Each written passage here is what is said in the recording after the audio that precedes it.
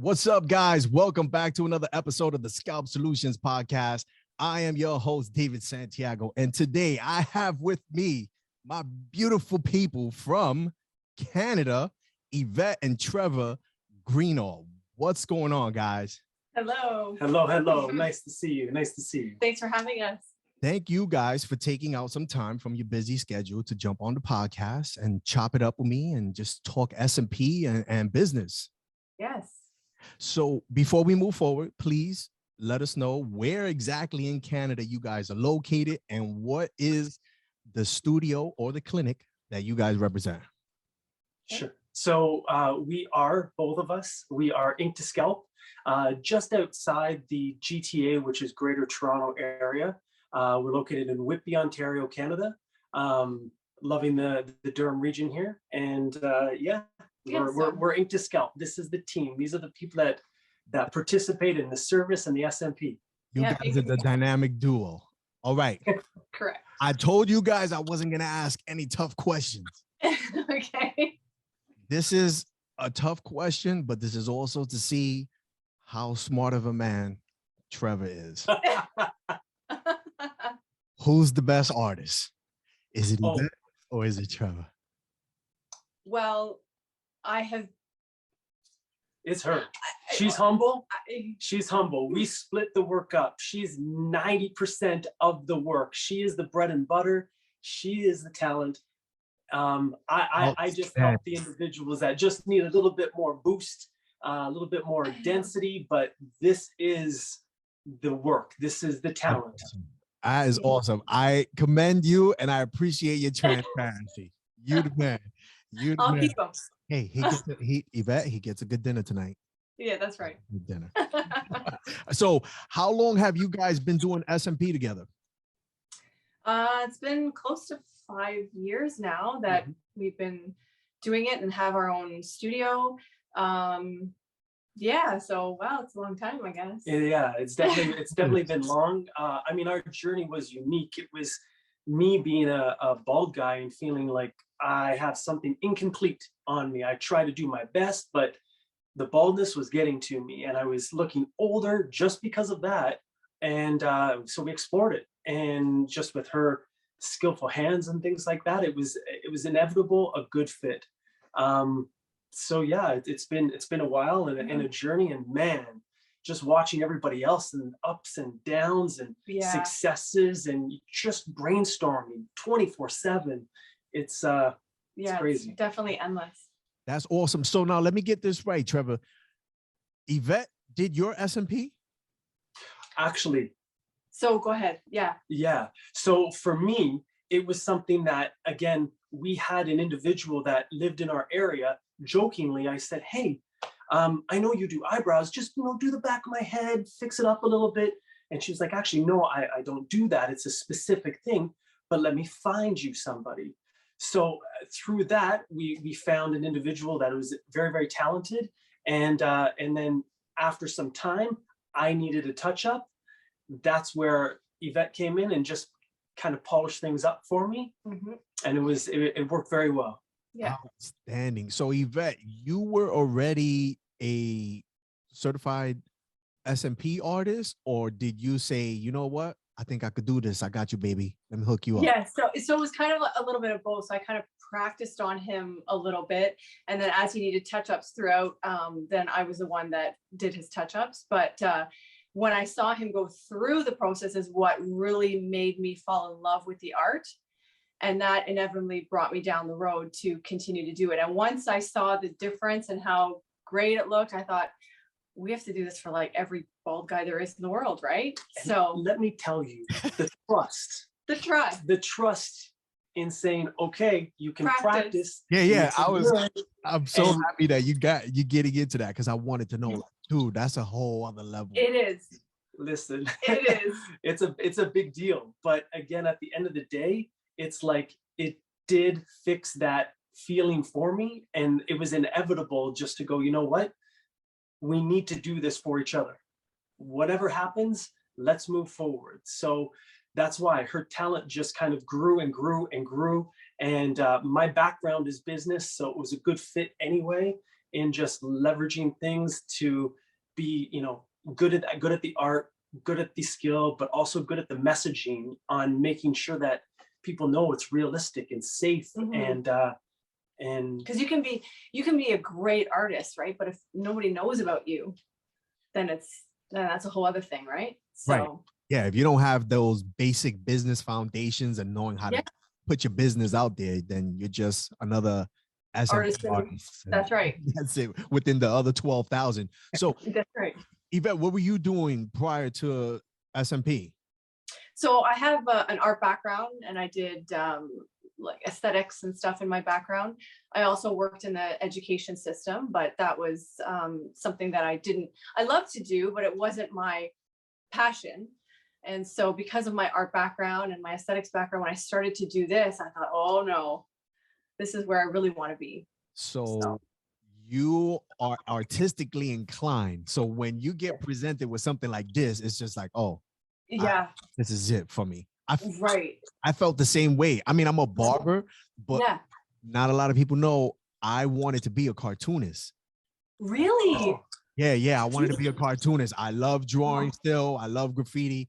Yeah, so same. I was artistically inclined, and I understood the concept and anatomy and all that. So like putting all that together, I was just like, oh, I'm gonna take this to a whole other level. So I know we share that same like, oh, that's like, how can I say, was it like an aha moment for you? Like an immediate, like, oh, this is it. Yeah, this is what I'm doing. Totally. Yeah. And I was like, everything else that went out the window, my focus started to just be, I just want to do that. And I want to get better. And I want to learn this. And I want to try that. And I want to touch a needle. And I wanted to, like, it just was like, let me explain. Like, we've been together since 17. How many years have you guys been together? I'm a 42-year-old man now, so we can do the math. That's a long time. You're a young stud, bro.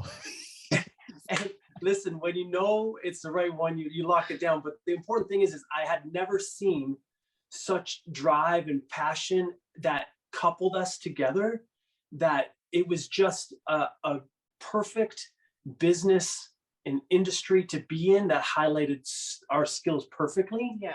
That it's been a blessing to really have that passion and drive on both sides, where we kind of know our lanes, but it merges well together.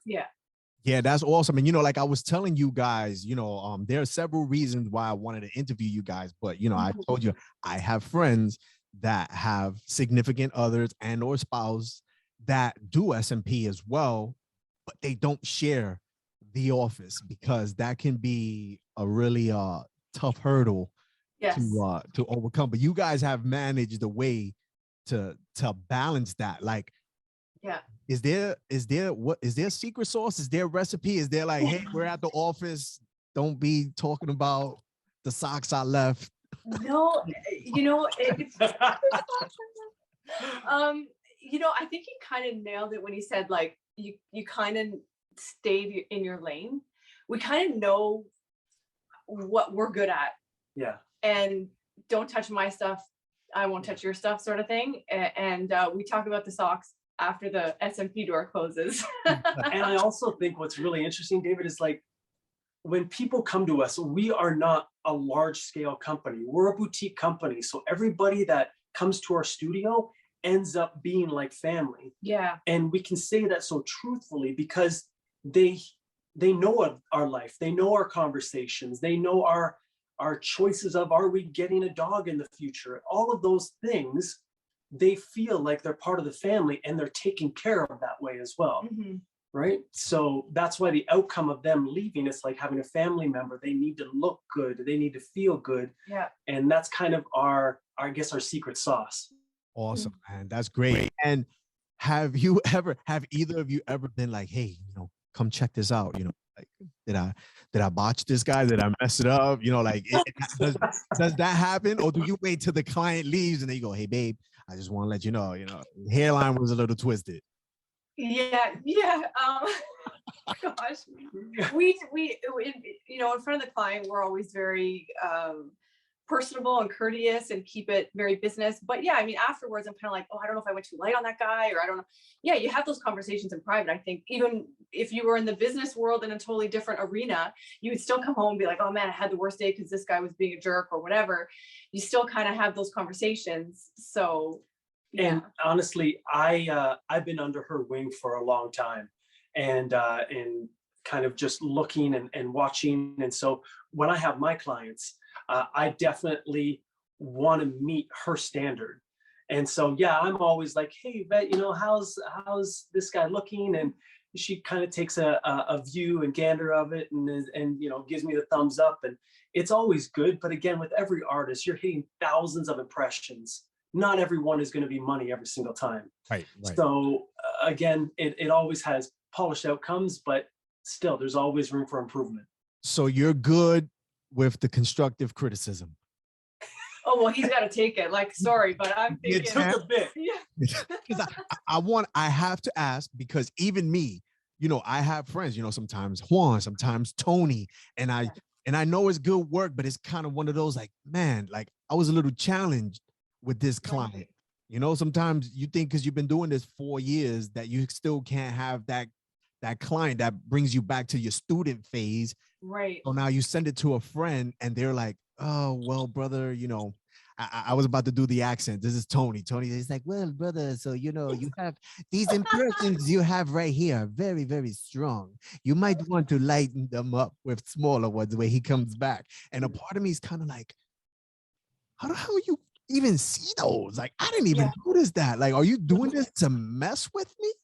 So it's like you want the advice, you want the constructive criticism, but deep down inside, you're kind of like, ugh.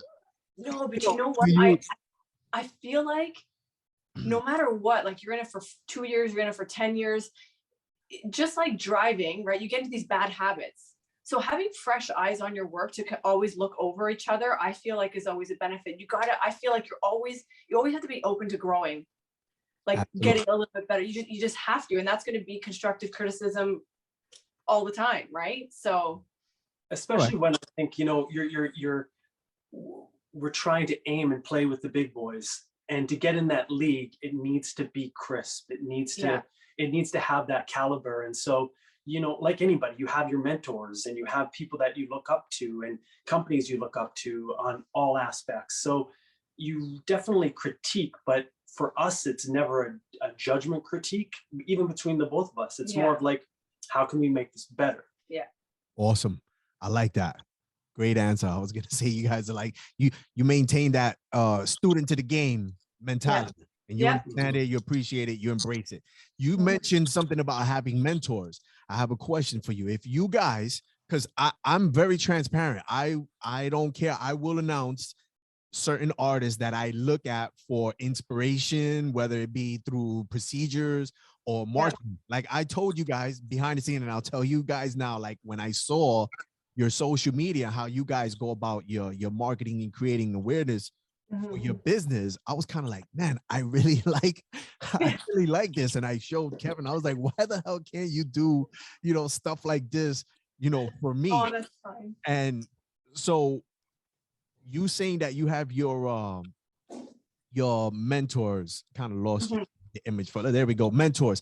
Is there anyone in the industry that you guys would like to have access to, that you can sit there one day and just like really tap in and get like their strategies, tips, and techniques? There's so many talented artists, so many. If you had to choose one, each of you, who would it be? Okay, so can we go between countries? Yeah, like there's like so many. You know what? I had the privilege to train with Fernando Cortez and Ryan and John and Brittany and all those people. Awesome. But I'll tell you something about Fernando's work, Fernando Cortez, his work, his skilled execution. I can sit with him all day and ask him stuff. That's one of my. He's a beast too, man. He is like magic. It is. So I've always kind of looked at, but he's also been a great mentor to me. So awesome. Yeah. And how about Trevor? Yeah, honestly, for me, it's been witnessing in the UK, Ollie. Ollie Hughes. Yeah. It's just his spacing and touch is beautiful. Also Paul Clark too. Paul Clark. yes, but also Scalp Tech Inc. Ken Kuka, I believe. It's just his density work was still allowing it to be realistic looking. Crazy. So there's tons, but that's just I know it's a tough tough one. I don't even have one, and if I only had to mention one, like I feel bad. Because there's so many dope artists now. Which brings me to my next question. You guys have been in the game for 5 years. How do you guys feel the SMP industry has evolved? Like, how has it been within those 5 years, watching your peers grow, some of these new guys that got like 2 months and they're like executing these like flawless procedures? Yeah. I honestly, so from my personal perspective, and I know Yvette has her own 2 cents as well, but when it comes to seeing the evolution, and again, it's so humbling to even talk about what we've seen over the 4 to 5 years, because we still feel so new, and we are, to all respectable people that have had years. But it's seeing those that are trained so properly with so much rigor that the training's evolved in itself over the years. And so witnessing how rigorous it is now, you need to catch up. You need to know new techniques and strategies. And the gentleman that you mentioned from Italy, like just witnessing how he's doing his hairlines now and things like that, like the strikes you're talking about. Yeah. It's so unique, and you see everybody's individualized flavor. Yeah. That I think it pushes you. Like, you have to know everybody and see everybody and then have your own identity inside of that, which is so tough. But then also I was going to say, we had sort of touched on this before we chatted, collaborating. I think, like everyone, like Trevor said, everyone's going to have their own flavor, their own touch, and they're good at this and they like that. But if we really, as an industry, come together and learn from each other and collaborate and grow, I feel like that will set a precedence for the quality that is expected for this art. I think that is the way it should go, and I hope it goes. Not to be against each other. You're stealing my people, I'm stealing your people. Let's work together. And so when you say with the collaborating and how you feel like that could help, how can I say, like you said, like make the industry better. Yeah. I just want to elaborate to see if I'm understanding this correctly. So essentially, meaning like if someone comes to me, right, and I have good habits, good practices, they're gonna see that works for me. That's gonna inspire them to go forward and do better, right? Absolutely. It's gotta be I feel it's gotta be a mutual benefit. And so here's the top 10 things that have really worked for us and level it up. What are your top 10 things? And inside of that, there's going to be some similarities and differences, and you take that and you build from it. It's just in seeing a lot of people go through training and then start to train immediately. It's like you got to respect the history.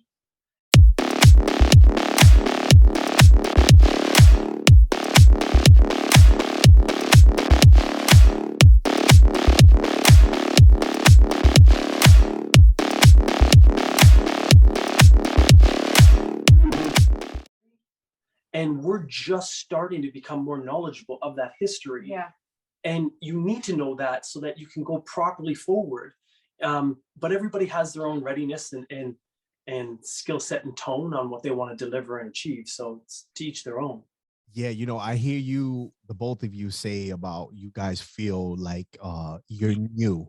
And it's so funny because I find it interesting that a lot of the really good artists and who are reality seasoned, we like to say, we still students to the game, we're just learning. And then you have these new guys that are coming in and they're like, well, yeah, I've been doing this for a year, I'm not a newbie. And I'm like, dude, I've been doing this shit for 4.5 years and I'm still feel like what have you experienced in that year? Like, Yeah. you have not done every skin texture. You haven't dealt with every single type of scar, the layering, bad scalp condition Absolutely. that you possibly can, you're gonna see in 5 years to 1 year. And then I always find that interesting. It's just like, we know we've been doing it for a while, yet we remain incredibly humble and say we're new. And when I was talking with Damien says he thinks you are no longer a newbie when you've completed 3 years of SMP. Yeah, I guess so. And yeah.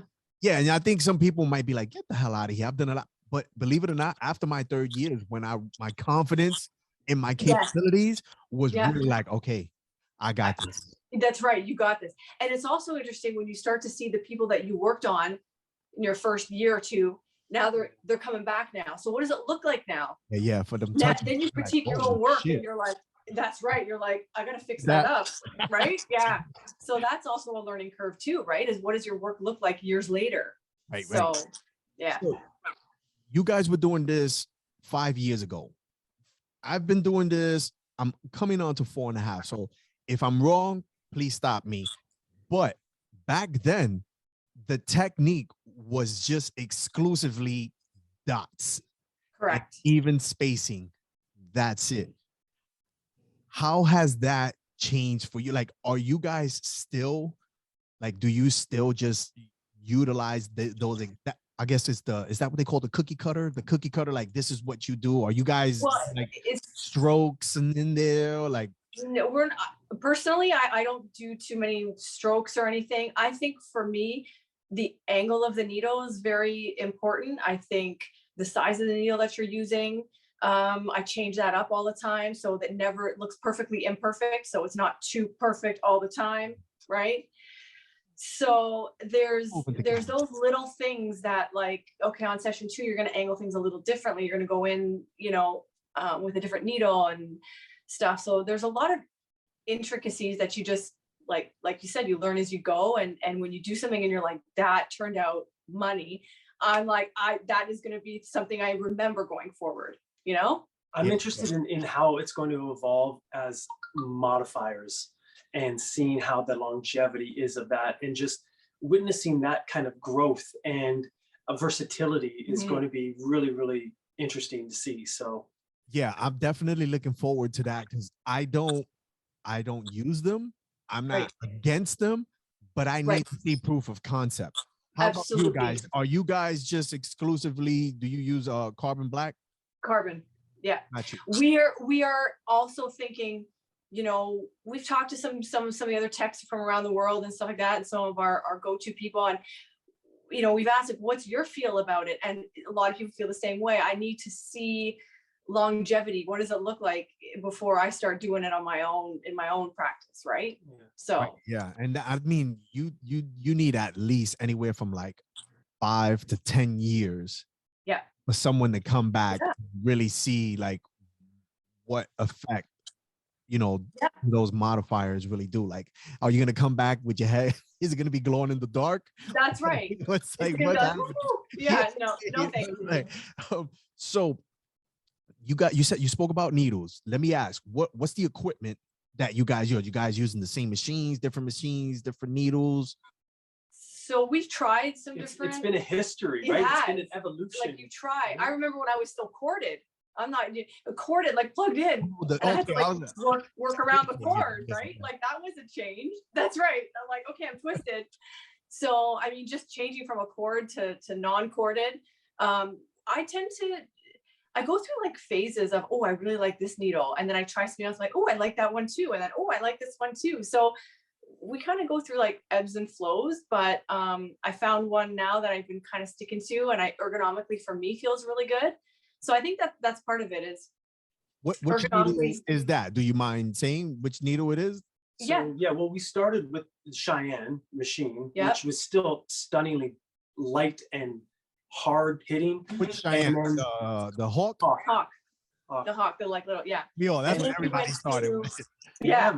And then we went to Bishop, which was great. The wand. The wand, yeah, And love still that use one. that. Yeah, we use still that. use that interchangeably. And then now we're using the Archer, Yeah, 5 p.m. the Archer. 5 p.m. Archer. Nice, right? And I like that one. I really feel like it's not top heavy. It's a good one for me ergonomically and stuff. So And that thing lasts crazy long. crazy. I have think, one, like, and I was like, something's wrong here. Right?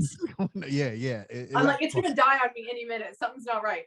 So I didn't believe it, and I had asked Manila Muja, and I was like, Yeah. how long is that lasting you on one Yeah. challenge? And she was like, sometimes 4 clients, sometimes Yes. 5. And I was like, why are you lying to me? You're trying to sell me. Yeah. It does. It really does. It I'm really just like, does. man, is this thing reading correctly? Because Yeah. why hasn't it died out yet? So yes, that is a good machine. So needles, needle-wise, what needles are you using? What brands? So we've changed. We do the FYT pink. Okay. We do the 5 p.m. Lots of 5 p.m. I use that a lot. I use more of the Bishop. Yeah, he uses a little bit more of Bishop. He tends to like the Bishop a bit more. I like the strength of the steel, but I can see why she chooses the FYT and 5 p.m. Yeah, the 5 p.m. I find I could work on someone for like 2 hours, 3 hours, and it's still going strong. Whereas sometimes I find I'd have to change other ones out a little bit more often, but also that depends on the skin too that you're working with, right? Sometimes you have really great skin, you feel like you never have to change a needle. So, but yeah, so you're saying the 5 p.m. needles, yes, you find those that have more durability. yes. For me, yeah, I really like them. I find them really sharp too, and they have a really, I really like them. And what size, needles are you using? So for me, for a lot of my work is density fills, right? So I really like 08s. I use some other needles for sometimes a 10 gauge, just depending on how thick or coarse the hair is and if it fits. And then I may drop down to an 06 once in a while, but she's different. I like an 06, like right off the hop. Using a 06, that's full head. Norwood 7. No, that's my go-to. Like I start with that. Got it. I start with that, and then at every session I change the needle size so that the impressions are never the exact same. And I feel like that gives it a lot of texture. If you use the same size needle throughout every one, I feel like it looks, again, too perfect. So I change so if I start with an 06, then I go to an 08, and then I go to an 04, and then the hairline, sometimes I go, a little different. So it's a bit softer in the front. So it's so fun. You dropped a little gem there. Create a textured look.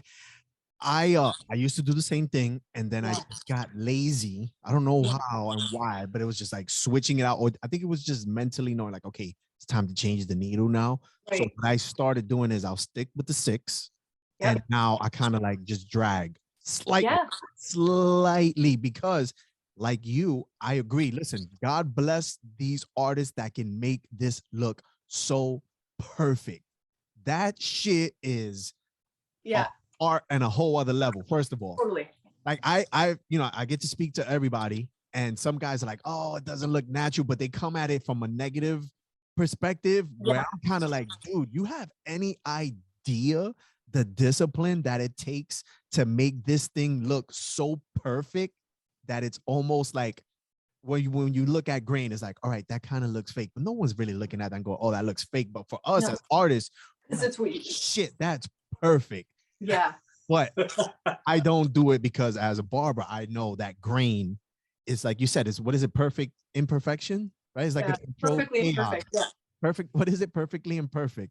Correct. Yeah. Sounds like a song named after me. So all right. So you change up different needles. Trevor, you got your own style of needles because you're primarily your stuff, your go-to is density. Yeah. So now let me ask you this, Yvette, when you're coming to a fresh Norwood 7, do you go in with an attack plan, or do you just sit there and go, this is how I'm going to have it? This is what I'm going to do. Like, is there a method to your madness? Yes. So like when I see someone, my whole brain goes through, like I already know how. I always talk to them a lot about their hairline. I mean, that's at the end of the day, that's the most impactful part, right? Yeah, that's the business part. Yeah, so I always spend time on that, right? We talk a lot, profiles, where things are going to sit, how natural do you want it? Do you want it feathered? Do you want it more of a lineup? Like all those sorts of things. Here's the thing. You know, when a client comes in and they're like, I want it this way, and you squint your eyes and you can see it already on them. Yeah. And you're like, I hear you, but I disagree because I'm squinting my eyes and I see something different. Yeah. Like, I hear you, I don't feel you. That's right. That's right. Not gonna look good. So how do you deal? How do you know what? This is good. I like where this is going. Right. So now the client, I just sat down, I'm a Norwood 7, and I'm like, guys, this is what I want. You go into another that artistic separate stratosphere, and you're like, no, this hairline is not going to do good. How do you assess that? How do you sell that to the client? Okay, I'll tell you. Here's the thing. Our work, we want it to look good now, but we want it to look good in 10 years. How old are you? Are you 20 or are you 60? And if you're 60, you don't want a hairline over here. It's just straight honesty. That is my perspective of what I think is best for them in the long term, because at the end of the day, they leave our studio and our reputation leaves with them. So if it doesn't look age appropriate, natural, realistic, I don't feel good about them walking out in the world. So we have to have conversations that might be hard to hear, but that are honest. What I find hard to hear is important, because I get to meet with the 25-year-old guy who's thinning quite a bit, but he's 25 and he's not ready to make that jump to buzzing it down. But we could do a density fill, but you know he's going to be drastically losing more as he approaches 30 and 35. And so it might not be time for everyone. Mm-hmm. And so we have to have those real conversations of, here's the 10-year goal, here's the 15-year goal, and are you ready for that responsibility? Even though it's maintenance free, and I've loved the buzz look when I started thinning, and I played ball, so it kind of worked with the game. But some guys aren't 25, you're not ready for that, and they're already feeling disheartened by that. Mm-hmm. So sometimes it's hard to hear. Yeah. And sometimes we look at them as, we'll get to you, just hold off a little bit until you lose a little bit more. And let's not just put a Band-Aid on it right now. Yeah. Okay. I like that. You guys have integrity. So you won't just, and I'm not saying that in a bad way. No. Because I mean, and you know what? The people that do this, I'm not knocking them either, but you don't just automatically, a client comes in and tells you, hey, I need this. You go, all right, well, here's the cost. Let's get it done. No. You let them know, like, hey, man, hold off a little bit. It's really not that serious just yet, et cetera, et cetera. Yeah. Or like, there are many people that are like, I want to hang on to my hair and I want you to just fill in like density, but I don't want to cut anything. But they have like, 2 hairs over, and it's so we have to have a conversation about letting it go. And if you're ready for that, and if you're not ready for it, then this treatment isn't for you right now. So there's a lot of those conversations for sure. So would you turn away a client who doesn't agree on your hairline recommendation? Yes. We're also blessed. Like, we're blessed to not only be selected as the practitioners, but we can choose, right? But we can choose. Yeah, and sometimes we don't choose people because expectations, or it's just not a fit, or what they're wanting isn't going to look realistic. And we openly say, like, maybe we're just not the artist for you, and maybe there is someone, but might not be a match, right? So listen, send them to New York. We give everybody a hard hairline. Everybody gets a hard hairline. David, I got a couple for you, man. How old are you, sir? Sir, listen, you're 58 years old. You want a hard hairline. That's not age appropriate, but we have a friend in New York. He will He will do it, no problem. He will fit right in with the rest of the population in New York. So, I enjoy having these conversations like this, because I know sometimes, especially in the forums, it turns into like an argument, and it's kind of like, as artists, like, we come from different cultures and different environments. So like, absolutely. In New York, like when you said, you can't be 60 years old with your hairline here, and it's like, no, you can. No, I'm Sorry, not, yeah, no, absolutely not. I'm not looking for an apology. I'm just saying it just goes to show that it it's very all true. depends on where we're at. So it's like Absolutely. to not look at it like, I mean, we're not debating. You're giving me your perspective. I'm giving you mine. Right. But in New York, I have guys, and this is what blows people's mind is on top of that is Caucasian men. And these are the guys who usually have the natural, with a slight widow's peak. Correct. Yeah. And they'll look on the wall, and I have some of the rappers that I've done on the wall, and it's Yeah. marketed like posters, and they're like, I want that. Yeah. And I'm like, Phil, are you sure? And Phil. I want that. He's like, no, I want that. I'm like, all right, before we commit, let's do a hairline simulation on you. Yes. And you do the hairline simulation in hopes that when I turn them around, this is what happened.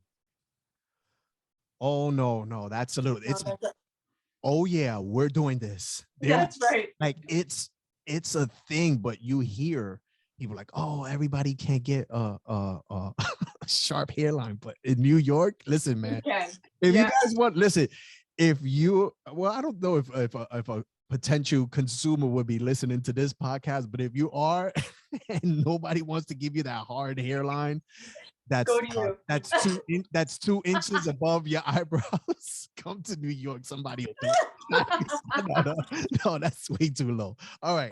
So you guys will in fact turn someone away if you feel that the procedure could compromise the integrity of your business. Yes. Always. Yes. Respectfully though, it has to be, I feel like it just has to be a match, right? So the turn away is different. It's a change in what they believe we can realistically deliver and what we think is suitable. So the turn away is definitely in simple terms, exactly like we're turning you away because it's not a fit. But through the conversation, usually nobody leaves pissed. No, and that's the thing, is it's a conversation. And sometimes what I think and what they think, neither of us match, but then we come to a happy medium of like, okay, I get what you're trying to offer, right? Like maybe it's a soft edge up, not a hard one, or maybe it's a widow's peak and not as rounded, or whatever it is. We usually, if we can come to a happy medium where we think it's both gonna suit everyone's needs, then that happens quite often too, right? So I think that's great, because I think you guys help set a standard, because even if it was me and you didn't want to give me my New York, edge up, now I go somewhere else who's they're so quick to just like, yeah, sure, just give me $3,000.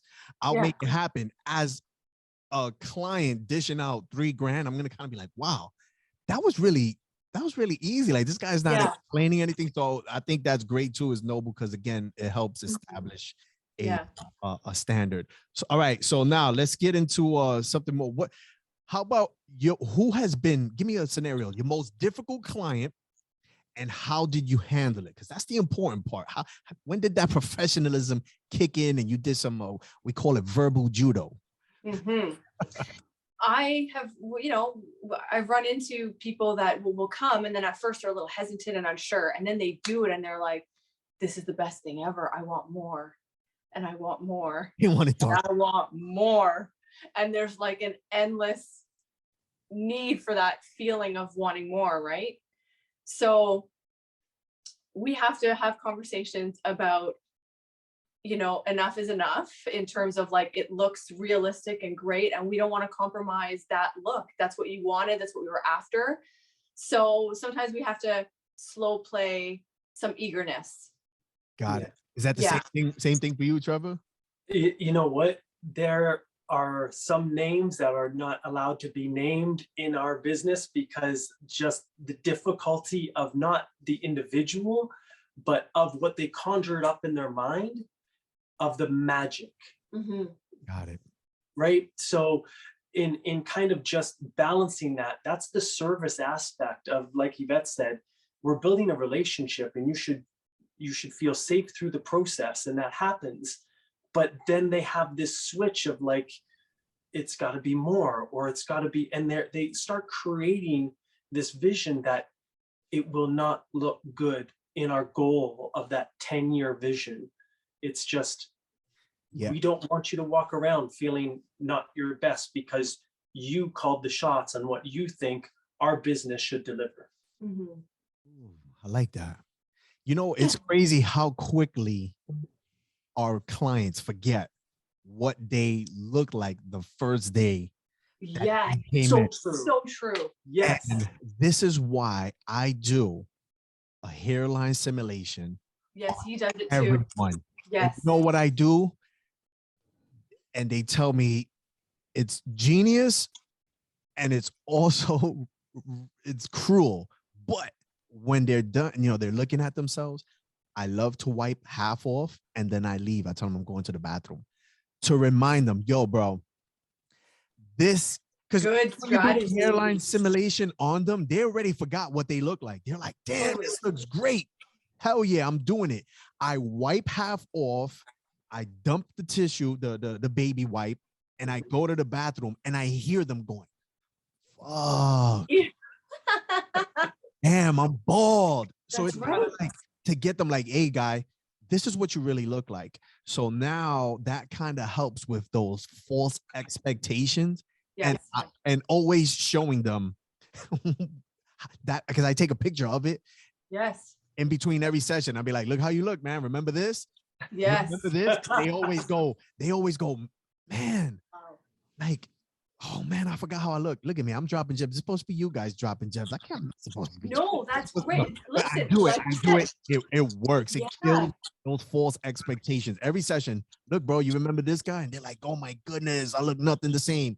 So now Right. don't come to me for fourth, fifth, or sixth session. You're That's good. right.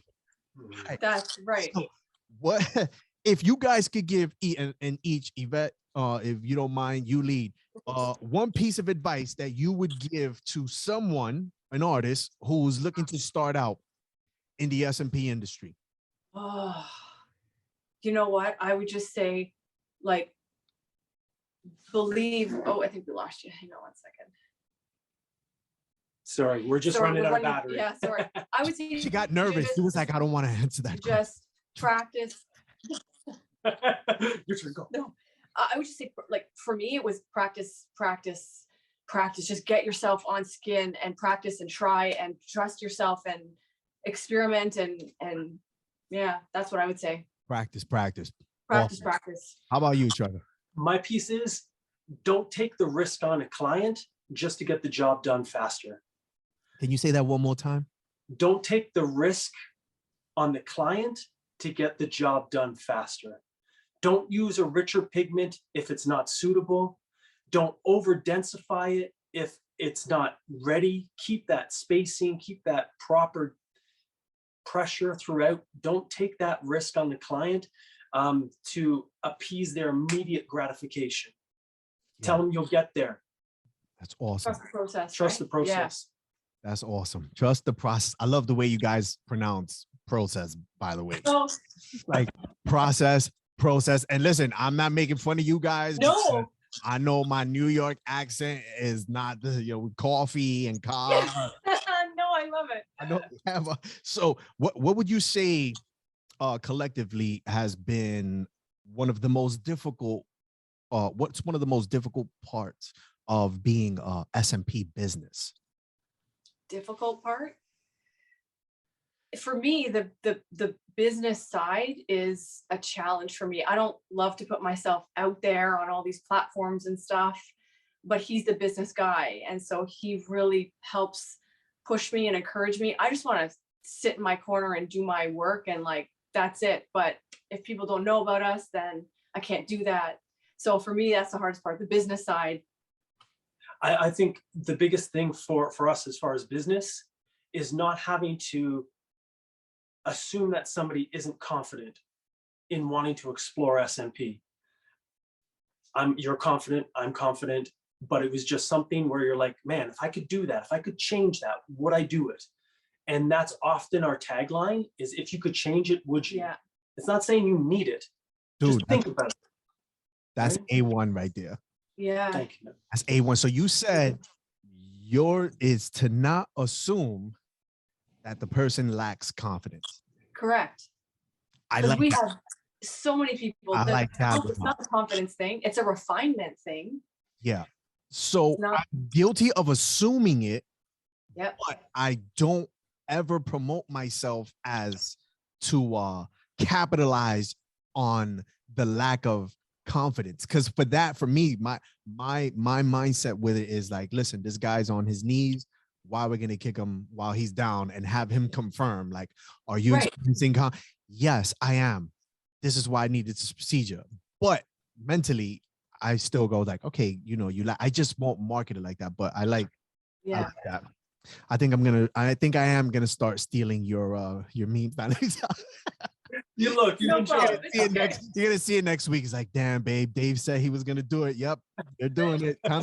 Strategy. No, I won't do that. All right, so you guys been in the industry for 5 years. Where do you see the industry in another 5 years? It has its good and bad. We talk about it often. I think that there's going to be issues. Oh yeah, my wife has to go. I have to go and get my son. Oh, at the YMCA. So I'm going to see you, but I appreciate you. Thank you. Yeah. So you just get me, ladies and gentlemen. All right. Now I get spicy, guys. Now it's gonna get. Yeah. So let me tell you all about her. Holy for real. Trevor, just you're the one who runs the show. No, man. It's exciting but scary, and I think that is going to be the same for everybody as they move through it. Choose cautiously who you want to work on. Choose cautiously who you want to collaborate with. Find like-minded people that in the industry that you feel have that trustworthy bond, and don't go too large too quickly if you can't sustain it to keeping that quality. We're a boutique and have been boutique for 4 to 5 years now. And yeah, it's important to grow. But if you have that kind of holistic view of just helping people, then stay with it. It depends. Everybody's got their goals. It will be those goals that dictate what those 5 to 10 years look like for people. I don't know. Awesome. Great answer, man. I really like that a lot. Awesome. I know you said there's some scary one. I was going to ask you to elaborate on it, but let's leave that.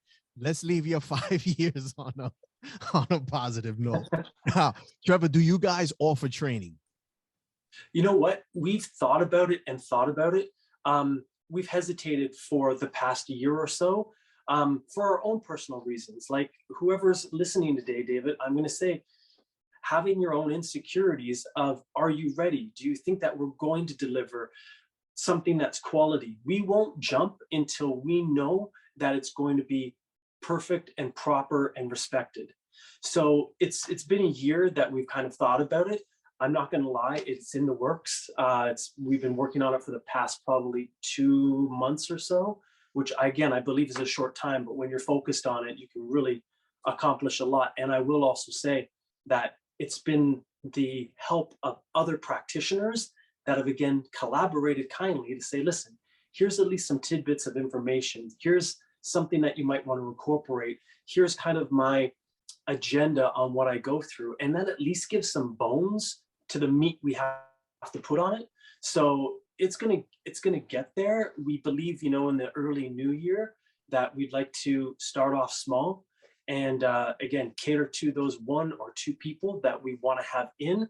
And it's not going to be, here's my money. It's going to be, here's my application. Okay.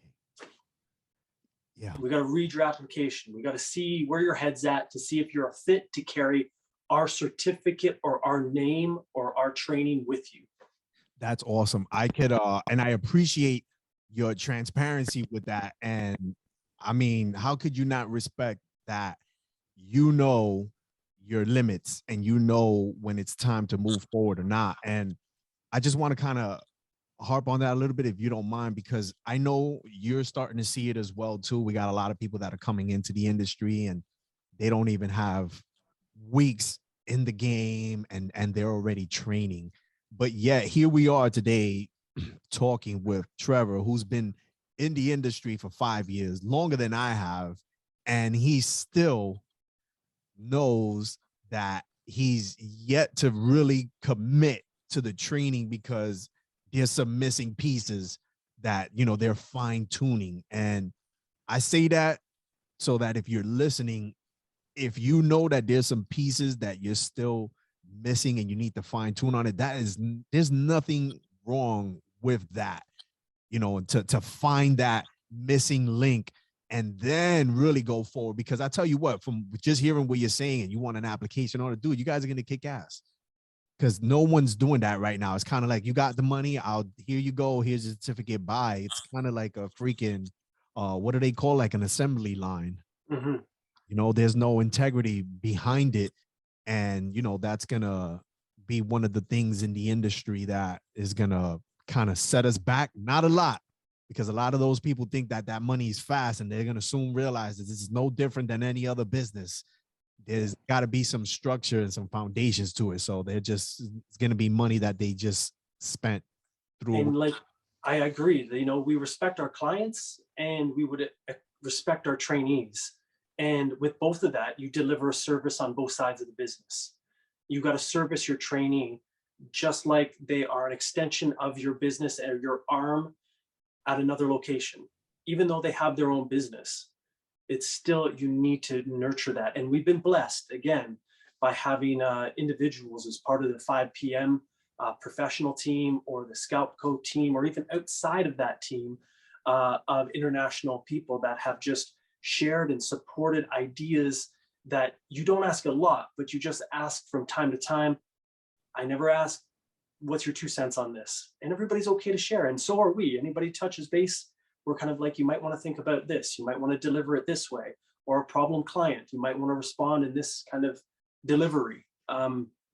It just helps. It creates that standard that we're all at a certain quality level. And you can be individualized, but still set that proper standard. Yeah, absolutely, man. Absolutely. Great mindset, Trevor. Before we wrap things up, brother, can you please let everybody know where they can contact you, your social media, email, all that good stuff, please? Sure. So we're on Instagram at simply Ink2scalp, Ink2scalp. Same thing with Facebook, Ink2scalp. You can find us on YouTube as well, Ink2scalp. All types of Pinterest platforms as well, because again, people search in multitude of different ways.